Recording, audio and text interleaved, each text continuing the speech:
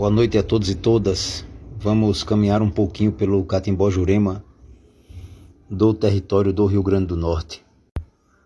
Por ser o Catimbó-Jurema uma tradição de matriz indígena, é importante que tenhamos uma ideia geral dos povos que o conceberam. Compreender as raízes históricas do Catimbó-Jurema é, sem sombra de dúvida, acessar seus principais fundamentos. Conhecer a história do Catimbó-Jurema nos permite falar sobre ele com propriedade.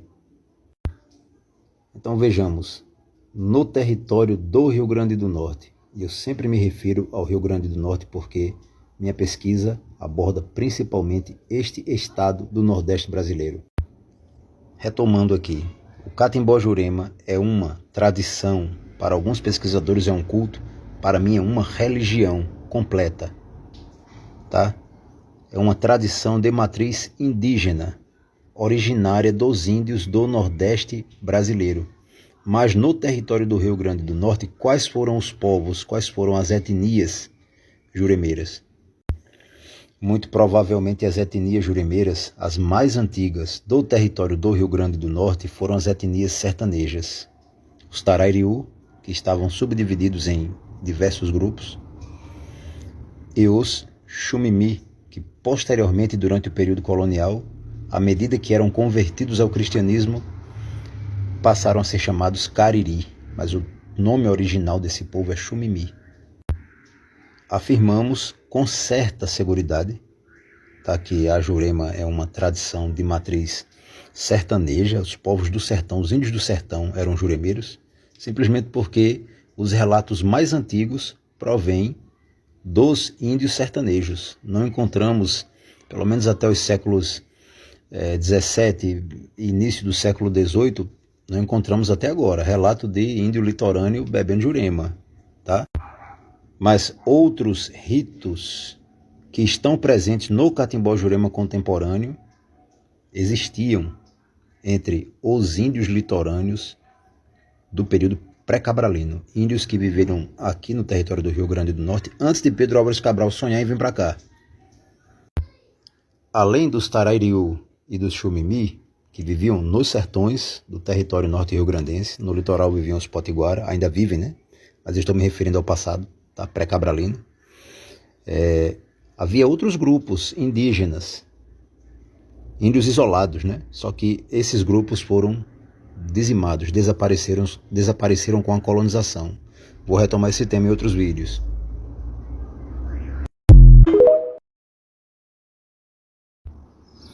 Bem, ontem eu citei 3 povos indígenas, os Potiguara, que ainda hoje habitam o litoral do Rio Grande do Norte, e os Tapuia, Tarairiú e Xumimi. Essas 2 etnias estavam divididas em diversos grupos menores. Tá? Os mais antigos, ao que tudo indica, a chegarem aqui no território do Rio Grande do Norte foram os Tarairiú, os primeiros a chegarem aqui. Na sequência, nós temos aí os Xumimi e os Potiguara. Entretanto, havia povos isolados que, durante a colonização, deixaram de existir. E uma coisa que poucos historiadores citam é que os arqueólogos começaram a encontrar resquícios, indícios da existência de um possível povo negro aqui no estado do Rio Grande do Norte em um período anterior à chegada dos assim chamados índios históricos. Então, antes dos Tapuia Tarairiú chegarem aqui já havia uma outra etnia. Ninguém sabe se esses possíveis negroides foram assimilados pelos índios Tarairiú ou se foram destruídos por eles, né?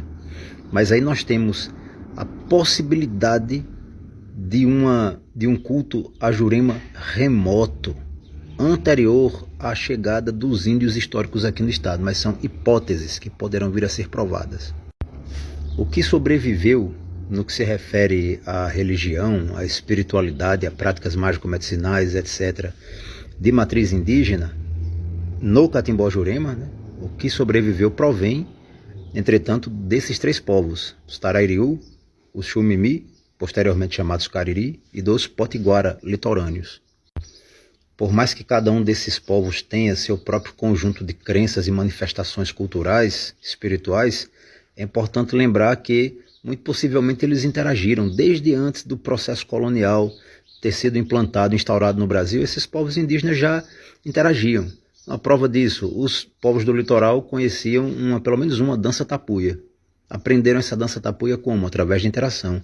E outra coisa, o trato que tanto os tapuia, Xumimi, Tarairiú e os litorâneos potiguara tinham com o tabaco. A fumaçada, a defumação, o catimbó estava presente nessas três etnias, independente de terem uma história e elementos culturais ritualísticos diferentes. Em algum momento, esses povos se aproximaram e aprenderam os modos tradicionais de trabalhar com a fumaça de tabaco, originando esse termo catimbó, que significa fumaça de mato, caatimbó. Vamos continuar esse assunto em breve. Muito obrigado.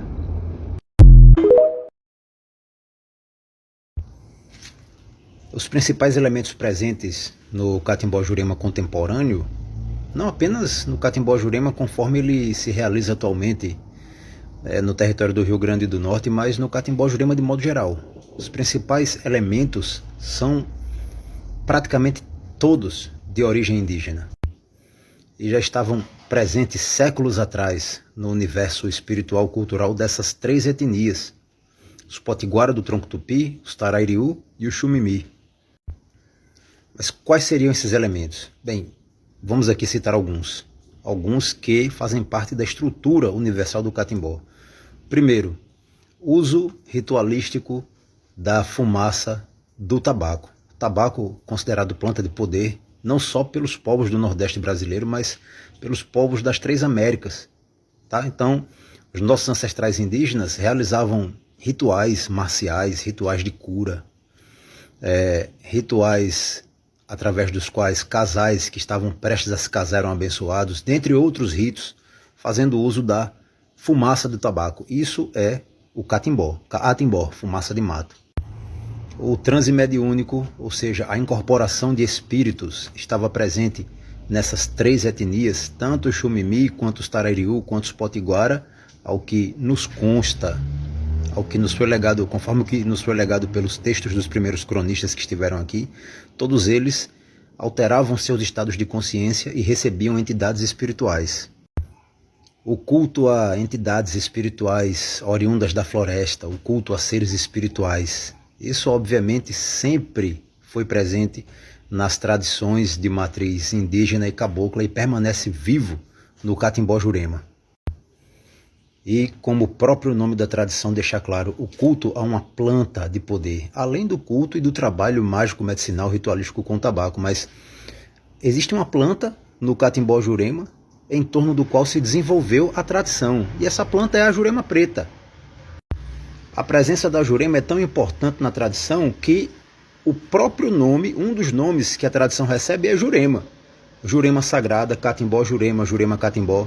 E a jurema, dentro do universo juremeiro, não é só uma planta, é um reino espiritual de onde vêm os encantados trabalhar.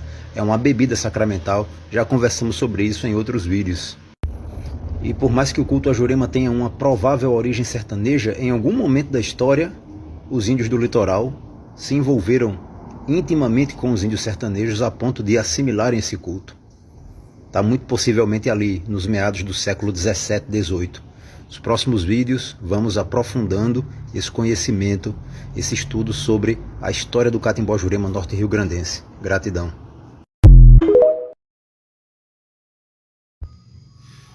Boa noite, jovens. Vamos conversar mais um pouquinho sobre o catimbó Jurema norte rio-grandense.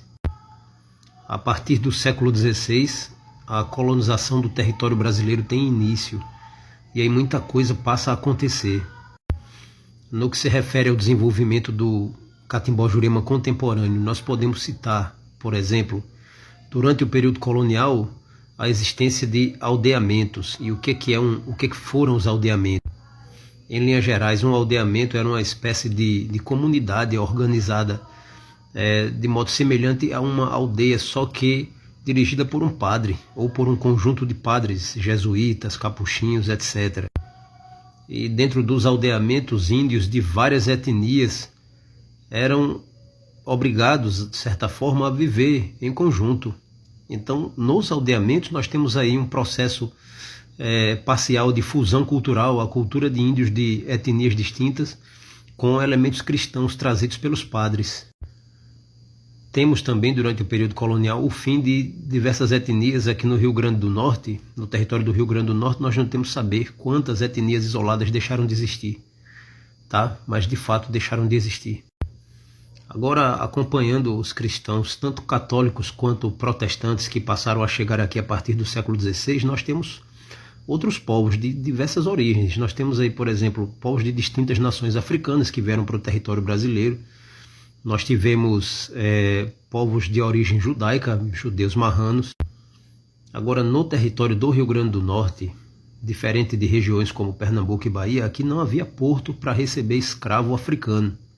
A consequência disso é que os índios eram escravizados, os índios eram chamados negros da terra e eram escravizados. Tá? Se um colono português quisesse comprar um escravo, ele teria que comprar por um valor 2 vezes maior, comprar a um pernambucano ou a um baiano, por exemplo. Então os invasores preferiam escravizar os próprios índios. Mas por que eu estou falando isso?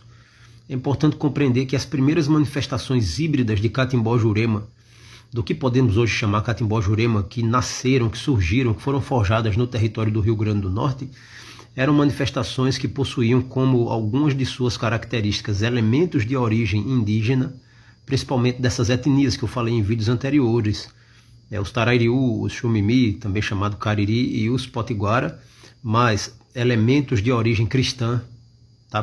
Predominantemente elementos do catolicismo popular, e ainda temos aí a presença de cabalistas sefaraditas que vieram para cá durante o período colonial, e bruxas e feiticeiros que vinham para cá em degredo para pagar algum crime do qual pudessem ter sido acusados em Portugal. Mais à frente a gente conversa mais sobre isso.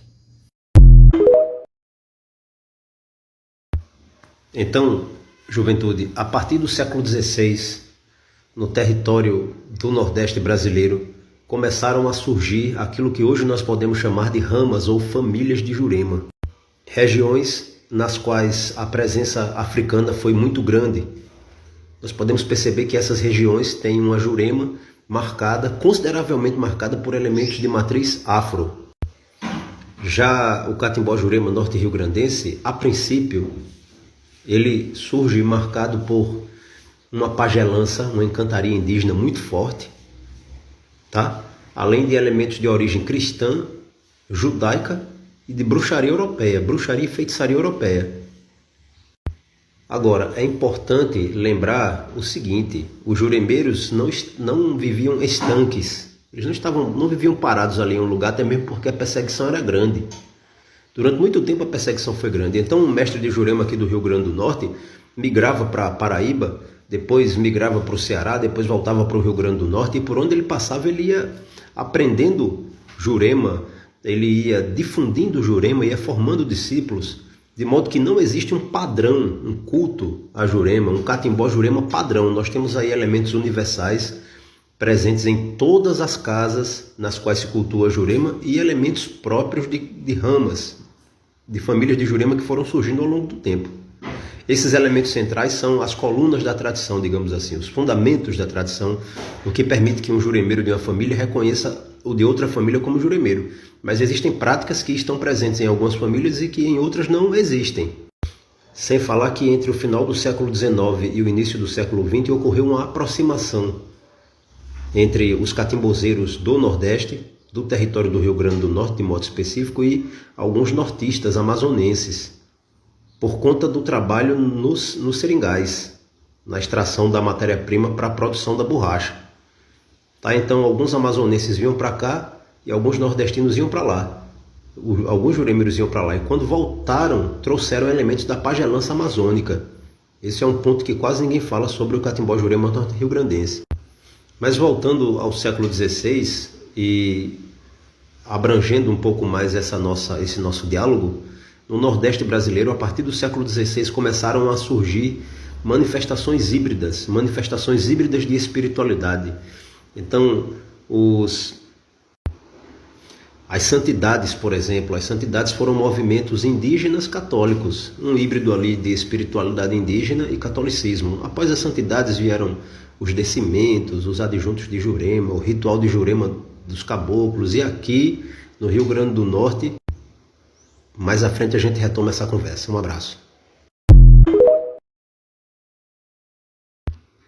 Até a segunda metade do século XX, até um dia desses que eu quero dizer, as décadas de 1960 e 1970, existiu aqui no Rio Grande do Norte, entre os caboclos de Canguaretama e Goianinha, um ritual tapuia.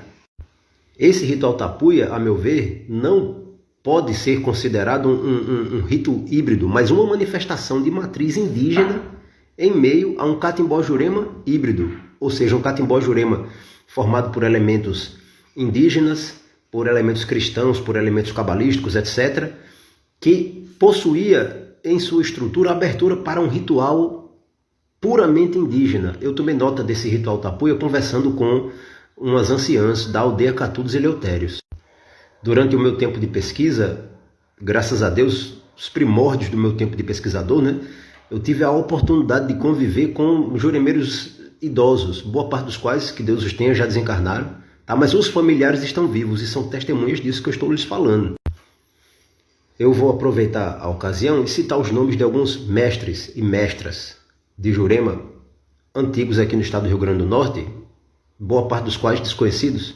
Tá? Então vamos lá, o ritual tapuia era dirigido por um mestre de Jurema, um caboclo chamado Chico Lotero, que é da aldeia Catu dos Eleutérios, familiar dos índios do Catu. Tá? E era um ritual em que as pessoas estavam ali reunidas, nuas, na floresta, comendo carne crua com mel, manifestadas, ou seja, recebendo entidades espirituais em seus corpos. Além do Chico Lotero, nós temos aí o mestre Pedro Palhano, também ali dos limites entre Canguaretama e Goianinha, que trabalhava dentro do Mucambo. Pedro Palhano foi mestre da mestra Geralda, foi a última mestra de Jurema da comunidade indígena Catu dos Eleutérios. O pajé Guaraci Catu está lá formando pajés, mas mestra Geralda foi da velha geração, da antiga geração. Da antiga geração de juremeiros. Nós temos aí também aqui no estado do Rio Grande do Norte, mais próximo aqui à capital, os mestres. Nós tivemos esses mestres, grandes mestres, Geraldo Guedes, Babacarol, Clementino, foram mestres da velha geração. O mestre Raimundo Tavares, de São Gonçalo do Amarante, mestres da antiga geração. Tá? Só para lembrar, Canguaretama foi considerado, anos atrás, o município que mais tinha feiticeiros no estado do Rio Grande do Norte. E aqui eu encerro essa explanação